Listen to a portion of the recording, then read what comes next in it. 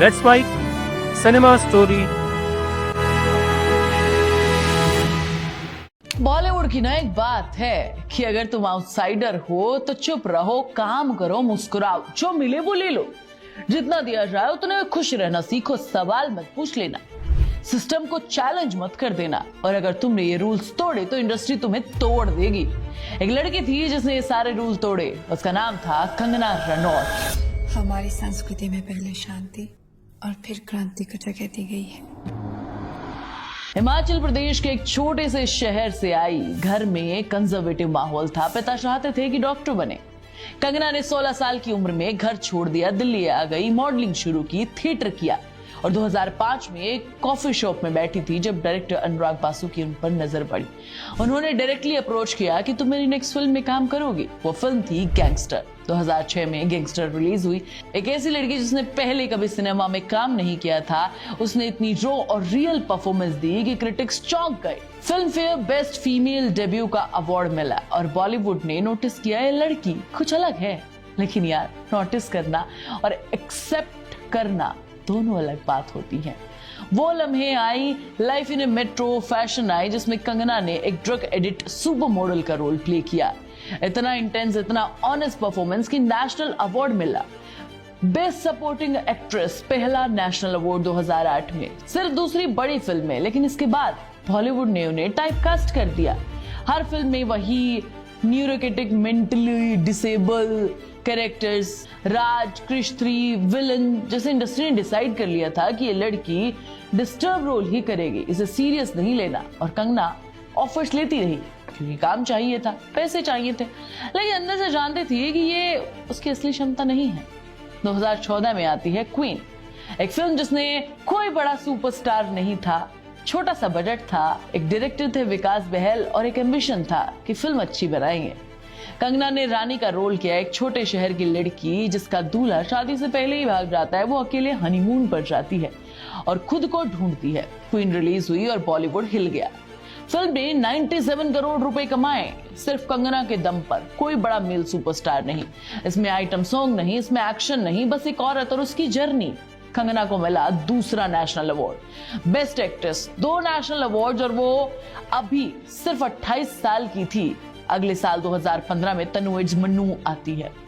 इसमें कंगना ने 2 role play किए एक साथ, तन्नू का और दत्तो का। दोनों अलग थे, दोनों कैरेक्टर बिल्कुल अलग थे।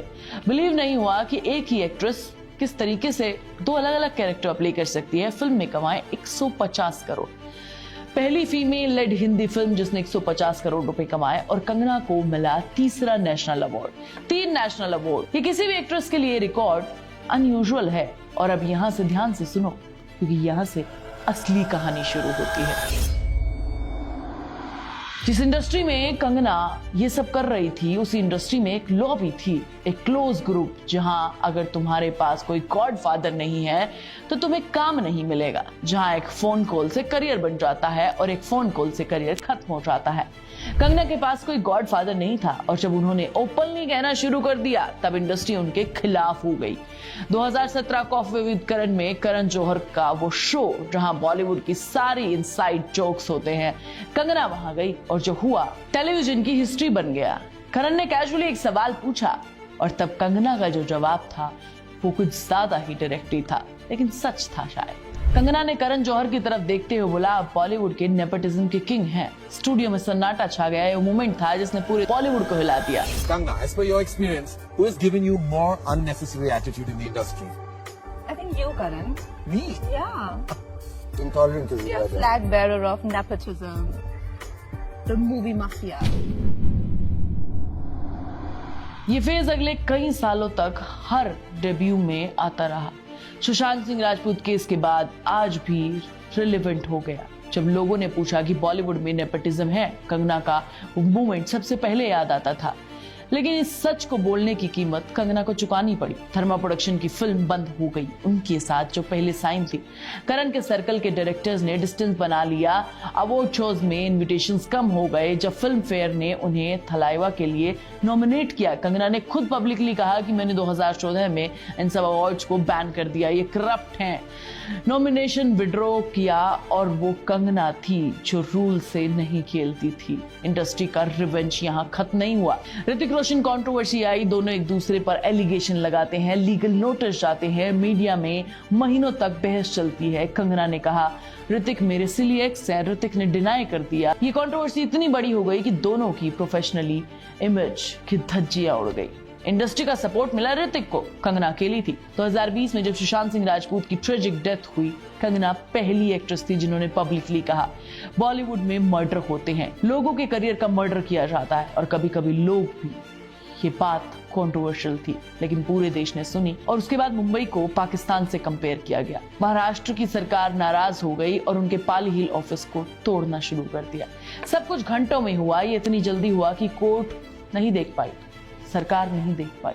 बॉम्बे हाईकोर्ट ने कहा कि ये इल्लीगल था और एक एक्ट्रेस का ऑफिस सरकार ने तोड़ दिया। ये बॉलीवुड की पॉलिटिक्स थी, यहाँ स्टार पावर था। 2019 में मणिकर्णिका आई, कंगना ने को डायरेक्ट किया, रानी लक्ष्मीबाई का रोल किया और फिल्म में 150 करोड़ कमाए। इंडस्ट्री एक्सपेक्ट नहीं कर रही थी और कंगना को चौथा नेशनल अवार्ड मिला। मणिकर्णिका और पंगा दोनों के लिए 4 नेशनल अवार्ड, एक रिकॉर्ड आज किसी भी बॉलीवुड एक्ट्रेस के पास नहीं है। लेकिन 2025 में इमरजेंसी आई जिसमें इंदिरा गांधी का रोल किया। फिल्म को रिलीज होने में कुछ महीने थे। पॉलिटिकल कंट्रोवर्सीज की वजह से जब रिलीज हुई तो बॉक्स ऑफिस पर एवरेज रही। आज कंगना रनौत एमपी है, मंडी से बीजेपी की टिकट पर जीती हैं। बॉलीवुड में उनकी फिल्म्स कम हो गई हैं, लेकिन एक बात है जो कोई नहीं छीन सकता, 4 नेशनल अवार्ड, पद्मश्री और लेगेसी, जिसने ये प्रूव कर दिया कि आउटसाइडर बिना किसी गॉडफादर के अपने टैलेंट के दम पर बॉलीवुड की सबसे बड़ी एक्ट्रेस बन सकती है। साथ में ये प्रूव किया कि अगर तुमने सिस्टम को चैलेंज किया तो सिस्टम तुम्हें तोड़ने की पूरी कोशिश करेगा। कंगना टूटी नहीं, लेकिन इंडस्ट्री ने उन्हें वो पोजीशन नहीं लेने दी जिसकी वो हकदार थी। यही है बॉलीवुड का सबसे बड़ा दोगलापन। मुझे कमेंट करके बताओ कि इस सब में कंगना कितनी सही है और सिस्टम कितना गलत है। मैं तुम्हें नेक्स्ट वीडियो में मिलूंगी। Bye bye, take care. आप सुन रहे थे let's mic more than radio. Follow कीजिए हमें हमारे सोशल मीडिया प्लेटफॉर्म्स पर। It's time for news. It's time for more than radio. Presenting the first radio news app, Let's Mic. Let's Mic, a news-based app on your phone where you get to watch and listen news, talk shows, interviews, radio show podcasts. On Let's Mic, you get all relevant information of TV, print, radio, podcast, and digital. Let's Mic talks about every segment of life.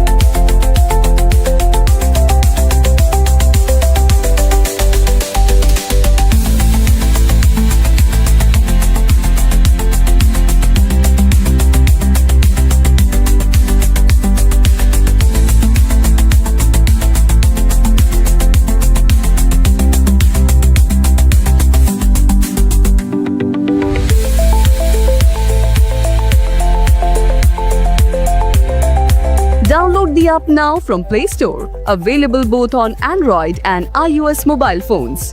Follow us on YouTube, Instagram, Twitter, LinkedIn, Facebook, Telegram, WhatsApp, Snapchat.